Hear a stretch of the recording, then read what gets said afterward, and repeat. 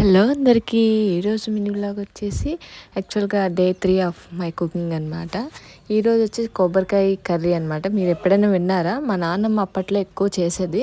దానికైతే ముందుగా కొబ్బరికాయలు కట్ చేసుకుని చిన్నగా కట్ చేసుకుని ఉడకాలి. యాక్చువల్గా కుక్కర్లో పెడితే బెస్ట్ అనిపించింది. తర్వాత గుర్తొచ్చింది అనమాట. ఎనివే అలా ఉడికించేసాను. అందులోనికి కందిపప్పు కూడా కొంచెం వేయాలంట. మా నాన్నమ్మ చెప్పింది. నాకైతే ఈ కుక్ రాదు, ముందే చెప్పేశాను మా నాన్నమ్మకి. అంటే లేదు వండుకుంటున్నావు కదా, నేర్చుకో, వస్తుంది అదే అన్నట్టుగా చెప్పింది. కాబట్టి నేను ట్రై చేస్తున్నాను.